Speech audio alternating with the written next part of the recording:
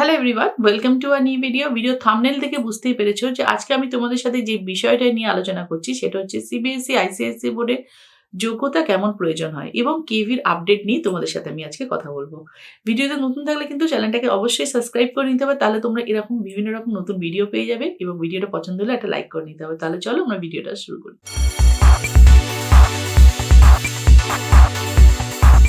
তো চলো তোমাদের সাথে আমি কেভির এলিজিবিলিটি ক্রাইটেরিয়া, বয়স আর ডিটেলসটাই শেয়ার করি।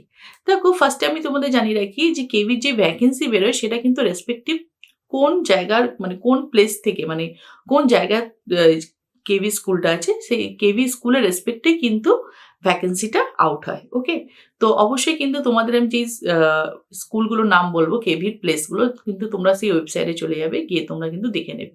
সেগুলো আমি ভিডিওর মধ্যেই বলছি, আলোচনা করছি। আগে আমি বলে রাখি যে যোগ্যতা কেমন প্রয়োজন হয় কেভিতে। ওকে, তো কেভিতে কোন কোন পদের জন্য ভ্যাকেন্সি থাকে এবং বয়সের লিমিটটা। তো আমি তোমাদের বলে রাখি কেভির যেই ভ্যাকেন্সিগুলো থাকে সেটা হচ্ছে পিজিটি থাকে, টিজিটি থাকে, পিআরটি থাকে। ওকে, পিজিটি হচ্ছে পোস্ট গ্র্যাজুয়েট টিচার নেওয়া হয়। পিজিটির জন্য কি দরকার? পিজিটি হচ্ছে পোস্ট গ্র্যাজুয়েট টিচার, যেটা কি তোমাদের 9, 11, 12 এরকম আপার ক্লাসের স্টুডেন্টদেরকে পড়াতে হবে।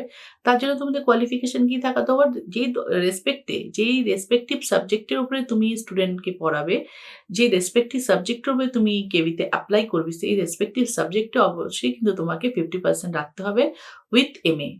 ঠিক আছে? সেইটার উপরে কিন্তু তোমাকে পোস্ট গ্র্যাজুয়েট করে থাকতে হবে। ওকে? উইথ এমএ থাকা দরকার এবং তার সাথে কি থাকা দরকার? অবশ্যই তোমাকে হিন্দি, ইংলিশে ফ্লুয়েন্ট কথা বলতে জানতে হবে এবং থার্ড যেটা দরকার সেটা হচ্ছে মোস্ট ইম্পোর্টেন্ট, সেটা হচ্ছে বিএড তোমার থাকতেই হবে। ওকে? বিএড তোমার থাকতেই হবে। এবার পোস্ট গ্র্যাজুয়েটের ক্ষেত্রে বলে দিই, এই ক্ষেত্রে কিন্তু সিটেটটা কোনো রকম মেনশন করা থাকে না পোস্ট গ্র্যাজুয়েট টিচারের জন্যে এবং তার সাথে বলে দিই মানে কেভিতে এজের কোনো রকম লিমিটেশনের কিছু মেনশন করা থাকে না। নেক্সট নেক্সট চলে আসছি আমি টিজিটি অর্থাৎ ট্রেন্ড গ্র্যাজুয়েট টিচার, যেটা কি 5 এর পর মানে 5 to 10 এরকম বা 5 to 8 এরকম আপার ক্লাসের জন্য কেভিতে যে টিচার নেওয়া হয়। সেই পদের জন্য কিন্তু অবশ্যই তুমি যেই সাবজেক্টের জন্য ট্রাই করবে, ভাবো তুমি সোশ্যাল সায়েন্স বা তুমি জিওগ্রাফি, হিস্ট্রি এরকম তুমি সায়েন্স ব্যাকগ্রাউন্ডের জন্য ট্রাই করলে বা হিন্দির জন্য বা ম্যাথের জন্য ট্রাই করলে, তাহলে অবশ্যই কিন্তু সেই সাবজেক্টের উপরে তোমার গ্র্যাজুয়েশন থাকতে হবে, 50% মার্কস থাকতে হবে। যদি এমএ থাকে তাহলে আরো ভালো। ওকে? সোশ্যাল সায়েন্স তারপরে এরকম সাবজেক্টও নেওয়া হয়। তো সোশ্যাল সায়েন্স বা এরকম সাবজেক্টও ট্রাই করতে গেলে কি করতে হবে? তোমার অবশ্যই কিন্তু হিস্ট্রি, জিওগ্রাফি তোমার থাকতেই হবে। হিস্ট্রি, জিওগ্রাফি নিয়ে তুমি গ্র্যাজুয়েশন করতেই হবে। তবেই কিন্তু তুমি সোশ্যাল সায়েন্স এরকম সাবজেক্টের উপরে তোমাকে নেওয়া হবে। ওকে? কিন্তু এই ক্ষেত্রে কিন্তু তোমার অবশ্যই কিন্তু তোমার সিটেট পাস থাকতে হবে, প্লাস কিন্তু তোমার বিএড থাকতে হবে। CTET pass with B Ed. Next আমি চলে আসি তোমার পিআরটি। পিআরটি টিচারের জন্য কেমন কোয়ালিফিকেশন প্রয়োজন হয়? পিআরটি টিচারের জন্য কিন্তু অবশ্যই তোমাদের এইচএসে 50% মার্কস থাকতে হবে অর ইকুইভ্যালেন্ট। তার সাথে কিন্তু তোমার অবশ্যই সিটেট পাস করতে হবে, central teacher eligibility test pass করে থাকতে হবে, প্লাস কিন্তু তোমাদের বিএড কিন্তু মাস্ট থাকতে হবে। বিএড অর ডিএলএড কিন্তু তোমাদের মাস্ট থাকতেই হবে। তাহলে কিন্তু তুমি পিআরটি টিচারের জন্য কিন্তু তুমি অ্যাপ্লাই করতে পারো। ডিএলএড তো থাকতেই হবে। ওকে?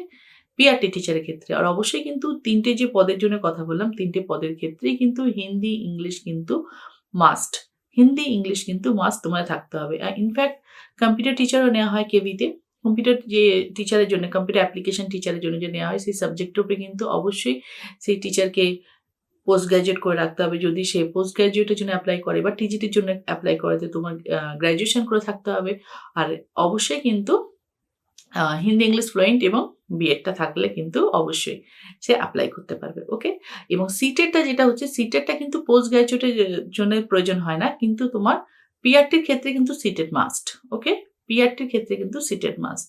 তাহলে আশা করি তোমাদের আমি এলিজিবিলিটি ক্রাইটেরিয়া তোমাদের বোঝাতে পারলাম এবং কেভিতে ট্রাই করতে গেলে কিন্তু রেসপেক্টিভ সেই জায়গায় তোমরা যেখানে আছো, তোমাদের পাশে যে কেভি আছে সেই জায়গায় কিন্তু রেসপেক্টিভ ভাবে কিন্তু ফর্ম আউট হয়। কেভি তে গিয়ে কিন্তু একবার তোমরা যোগাযোগ করতে পারো। আমি যেই দুটো কেভির এখন নাম বলছি সেটা হচ্ছে তোমার, একটা হচ্ছে তোমার খড়গপুর এবং একটা হচ্ছে তোমার পলতা। এই দুটো কেভিতে কিন্তু ভ্যাকেন্সি এখন আছে। এটার ওয়েবসাইটে গিয়ে কিন্তু তোমাকে ফর্মটা ডাউনলোড করে দিতে হবে, ফিল আপ করে কিন্তু তোমাকে সময়ের মধ্যে সাবমিট করে দিতে হবে এবং ইন্টারভিউয়ের সময় কিন্তু ওয়াক ইন ইন্টারভিউ, তুমি গিয়ে ইন্টারভিউ দিয়ে আসতে পারো।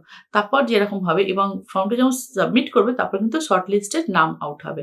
তারপর যাদেরকে কল করা হয় তাদেরকে কিন্তু তারপর ইন্টারভিউ হয়। এটাই হচ্ছে পুরো কেভি রিক্রুটমেন্ট প্রসেস বা কেভির টিচার নিয়োগের প্রসেস, এটা তোমাদের কাছে জানিয়ে রাখলাম আমি। ভিডিওটা পছন্দ হলে কিন্তু ভিডিওটা অবশ্যই একটা লাইক করো।